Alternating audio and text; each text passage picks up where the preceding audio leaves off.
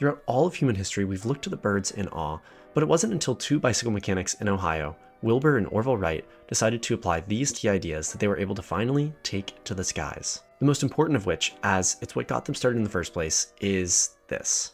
Plug your ears. Not literally. I mean that you need to ignore what everybody around you is saying about what's possible and what's not. Humans are notoriously bad at predicting the future. Just before the Wrights began their studies, the newspaper called The Post categorically declared that man will never fly. Imagine what beliefs that we currently hold that are going to end up being false. I'm sure there's so many of them, but in order to get there, you have to be willing to put on the blinders and do the work to prove them wrong. As Wilbur himself said right before the brothers first flew, scarcely 10 years ago, all hope of flying had almost been abandoned. Even the most convinced had become doubtful, and I confess that in 1901, I said to my brother Orville that men would not fly for 50 years. 2 years later, we ourselves were making flights. This demonstration of my inability as a prophet gave me such a shock that I have ever since distrusted myself and have refrained from all prediction.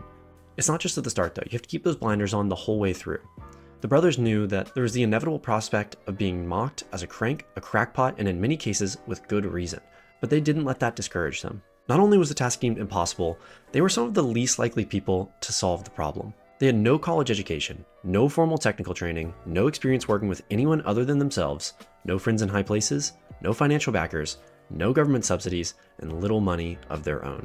It took extreme self-belief and willingness to ignore everybody else's opinions, to go against the grain and challenge the status quo, especially whenever all of the cards were stacked against them. That's not all it took though. The next key idea that the Wrights applied is this: be relentless. The book opens with a picture of the two men and says this: what is most uncharacteristic of the brothers is that they sit and do nothing, something they almost never succumb to. Hard work for the Wrights was a way of life. They financed the whole entire operation with profits from their bicycle shop. During certain seasons, the bicycle shop alone would take 12 to 14 hours of work from both of the brothers, and it wasn't uncommon for them to work 10-plus-hour days on the regular. All of that, though, did not stop them working on their planes. How many people out there are actually willing to work that hard? I can tell you already, it's very few, but that's what it takes to achieve the impossible. You have to be relentless in your efforts and push past your perceived limits. The brothers were always thinking of the next thing to do. They didn't waste time worrying about the past. Kitty Hawk, North Carolina is the location where the brothers decided to first do their experiments. And they chose this because of two things. First, because there were sand dunes, so whenever they inevitably crashed, they would hopefully not get injured. And second, because there was wind there. Well, after one big early failure, Wilbur was back at work the next day, more hopeful and determined than ever. They both spent a lot of time at Kitty Hawk, especially in the beginning, and it wasn't to hang out on the beaches. One of the residents there proclaimed, when they worked, they worked. They had their whole heart and soul in what they were doing. Being relentless and putting in the work is not enough though, because to achieve the impossible, you need this next key ingredient. You have to be a missionary. It's a simple fact that missionaries make it further than mercenaries.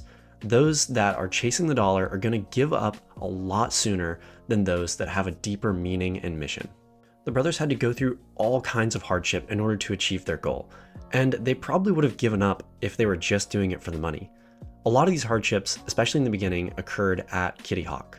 On their second visit to Kitty Hawk, there was a once-in-a-decade mosquito swarm that was so heavy that it supposedly blacked out the skies. At night, they would wrap up in their blankets, trying to cover as much skin as possible until the heat became unbearable. As soon as they uncovered their bodies, the mosquitoes would swoop down in vast numbers. The brothers would make a few vain slaps, then retire back under the blankets.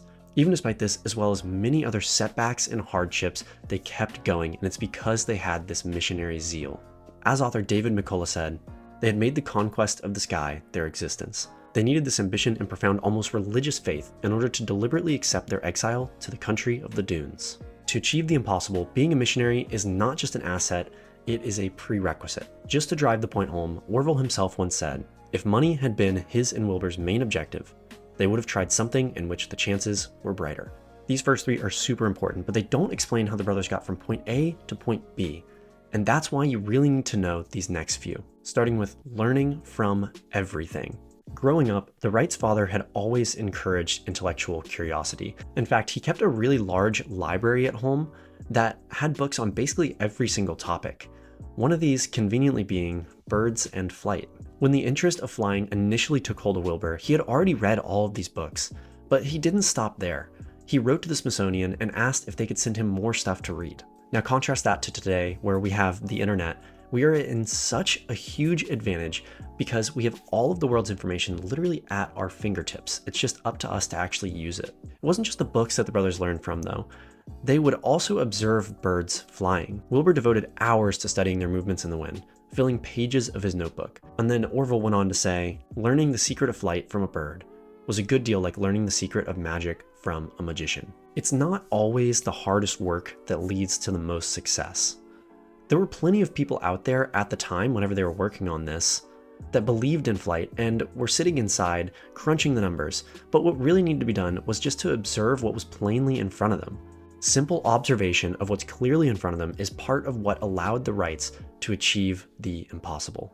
That and lots of practice, which brings me to my next point. You have to become skilled. It was impossible to fly without both knowledge and skill. In fact, the brothers used to use this analogy about the two ways that someone could learn to ride a horse. One is to get on him and learn by actual practice how each motion and trick may be best met. The other is to sit on a fence and watch the beast a while, and then retire to the house and at leisure figure out the best way of overcoming his jumps and kicks. The latter system is the safest, but the former, on the whole, turns out the larger proportion of good riders. In whatever your pursuit, the best way to learn is going to be to throw yourself into the thick of it and learn from actual experience. It's not enough to just have better machines and better technology at your disposal. You actually have to build up the skill of using these to be able to get an advantage out of them.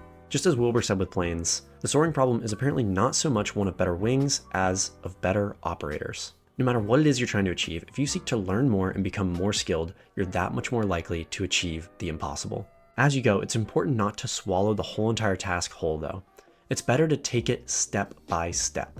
Instead of trying to tackle the problem of human flight all at once, the brothers instead first decided to tackle gliding and then add the motor to stay in the air longer. Wilbur once said that when once a machine is under proper control, under all conditions, the motor problem will be quickly solved, which ended up being the correct way of going about it.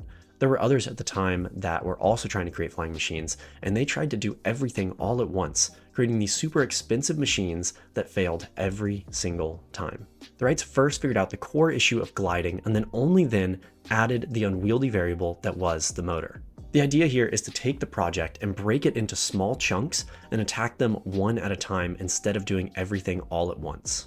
This key idea goes further than that, though, because the first official flight for the brothers was only 12 seconds long. This came after 4 years of really hard, long work, and many would not even consider this a true flight, but it was a stepping stone that they then built off of to stay in the air for longer. After this seminal flight, though, the brothers were absolutely sure in their own minds that they had mastered the problem of mechanical flying, but they also understood, as no one else could have, how much they still had to do, how many improvements were needed, how much more they themselves needed to learn about flying. It's like the saying that every overnight success is 10 years in the making. The Wrights didn't go from no plane at all to suddenly flying for hours at a time. Instead, it took many trials, breaking the problem into small pieces, and improving on each of their past trials, little bit by bit.